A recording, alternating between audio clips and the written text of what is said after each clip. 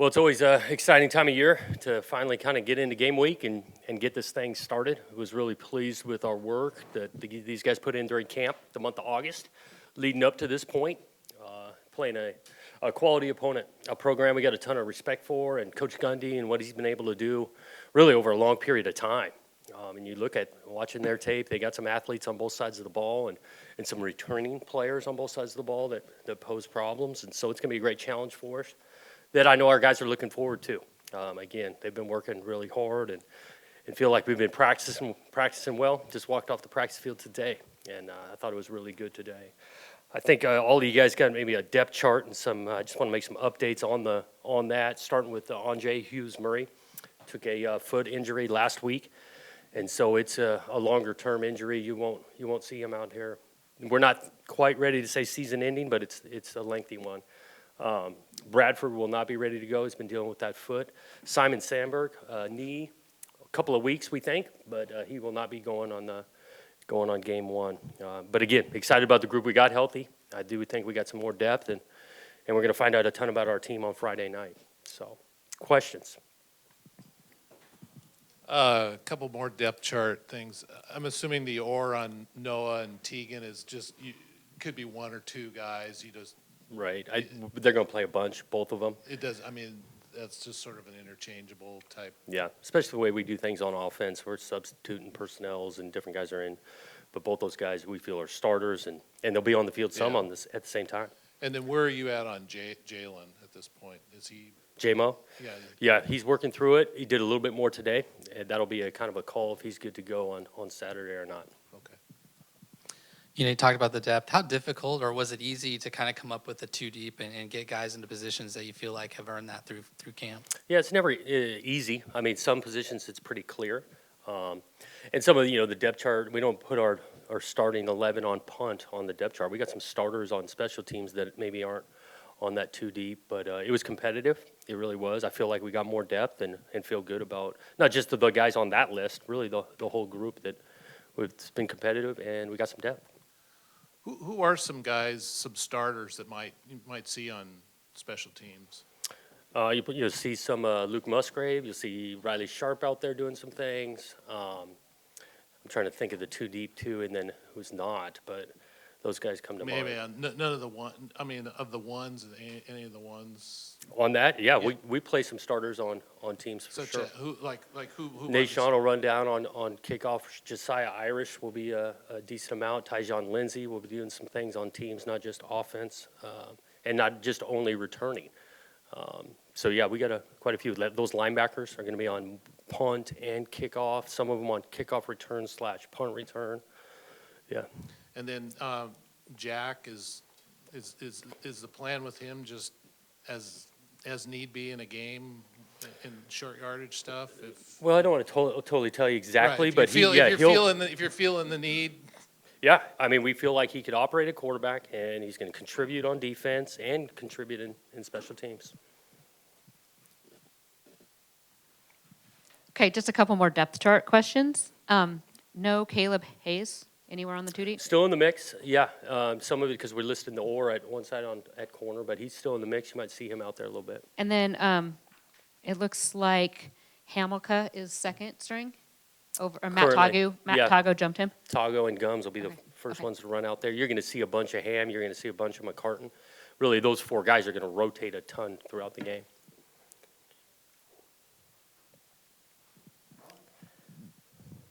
Hey, Coach. Compared to last year at this time, your team strength and your team chemistry, how much further along are you in those two categories? Yeah, I think we've made some huge strides in both of them. The strength piece we've talked a lot about. I think the offseason they did a great job. Started with our strength staff and the work that those guys put in and things. I think our chemistry has continued to grow. I like the way we're working and doing it together. So I think we're much further along. Looking ahead at Oklahoma State, their offense is explosive. How do you feel your defense, and especially the secondary, is ready to handle that? Yeah, it's going to be a great test for them because they do.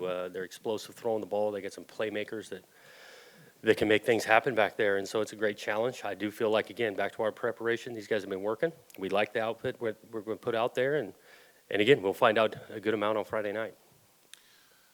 last year you opened on the road, this year's at home. I know there's some obvious differences to that. But what are maybe some under the radar things that make it beneficial to starting at home versus the road? Well, the first thing I think is you're just not dealing with the travel. You're going to be playing the game in a comfortable spot where you know. So there's some advantages there. In the lead-up time, you're not getting on an airplane and going and staying in a hotel. I think our home crowd makes a difference, and so anytime you're playing in front of your own fans, it's got to be a difference maker for us. So those things. And then you've been through this quite a few openers yourself. You're playing in Oklahoma State, you played in Ohio State last year, but you've also, I'm sure in your career, have opened with a much easier opponent. What's the benefit to opening with a fairly tough opponent as opposed to easing your way into the schedule? Yeah, I think there's always excitement. Whoever you're playing, first game, there's always excitement to it. I think there's some added piece of playing a respected program like we're doing. And so I'm into challenges, and we got one week 1. I think our guys are the same way. They want to play against a good opponent, and we're definitely getting it. Coach, two guys on your chart here, B.J. Baylor and Champ Flemings. They seem like they've had good summers. Can you talk about them? Yeah, BJ had an awesome spring ball, and then he did a great job during fall camp. He's earned some playing time, doing some different things, not only on offense, special teams. Champ's always been a hard worker. I think he's taken a step in his game, and we talked about it actually individually receiver-wise, like the detail in his route running, getting to his proper depth, like having some discipline in that. And that's why we feel awesome about putting him out there. I'm sure it's difficult to prepare for that opener anyway because you don't have film of this year and guys in there. But Mike Gundy's not announced a quarterback. Does that change, or how difficult is that for you guys to not know who's going to be there, under center and maybe what they can do with them? Yeah, I think anytime, first games, you don't exactly know what it's going to look like. You got to base off of what it looked like last year, and you research on who they have, and if you don't have tape on them, you look into those guys. We're not making large changes defensively. I know schematics with this quarterback or it's that one. In regards to your offense, last year it got a lot of kudos, I guess, for lack of a better word.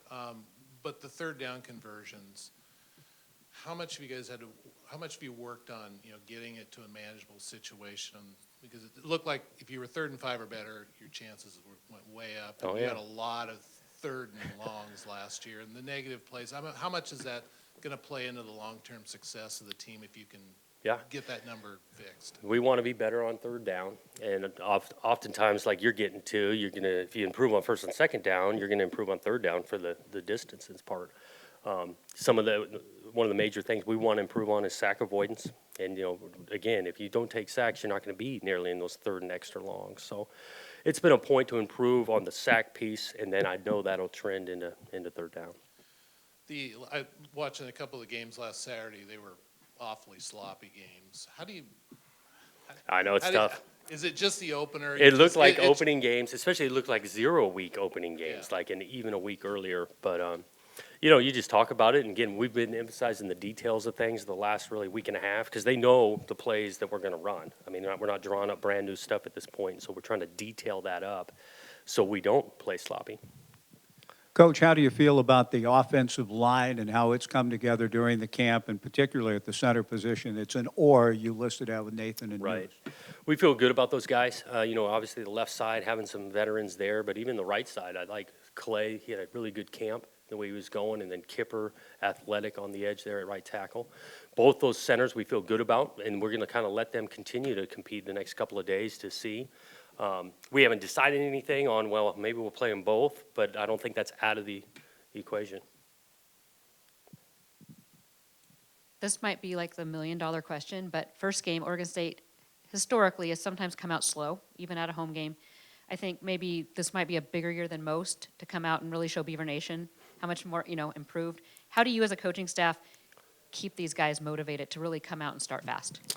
Yeah, I think we got to prepare well, and then definitely have them fresh leading them into the game. We don't talk a ton about what's gone on in the past. It's controlling what we can control, our preparation. I know these guys will be excited, but then it comes to executing early in the game, and it's the first game of the year, controlling our emotions, but playing with some emotions. So I get it. We want to start fast for sure, and I think every coach would say if I had an exact answer to know how we're going to do that, they'd be implementing it. But what I do know is our preparation has been great. And we're going to keep on working. Got our chance Friday night. Are you making any changes in terms of coaches being upstairs and being on the field this year? No. Brian and Tibbs will be upstairs. I think it's all the same. Or same? Yeah. And then Jordan, is he going to do kickoffs and all the place kicking, or? Yep, is there- yep. Jordan will be the first guy out there for both those. We do have some options, though, behind him with Jake, and so you might see a sprinkle of some others, but Jordan's going first. Was this a good year? And if yes, then is this the deepest you think you've come into a season as far as injuries goes in fall camp? Yeah, I feel like we're healthier. I mean, you're always going to have a few that are long-term. I mean, just the physicality of the game, but I do feel like we're deeper and healthier than we were a year ago. And is this one better than last year? You feel pretty solid about your core of running backs because you got some solid guys back there. Yeah, three I do deep. feel good, and we just know him a year better, you know. No one in this room at this point last year knew Jamar was Jamar. And so you feel good, like you got some depth. AP's coming back for his senior season, and he's practiced well. And we already talked about BJ as well.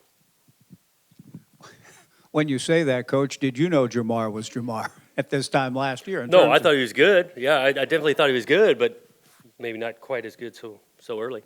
And is that the type of thing in any team to have the kind of success you want?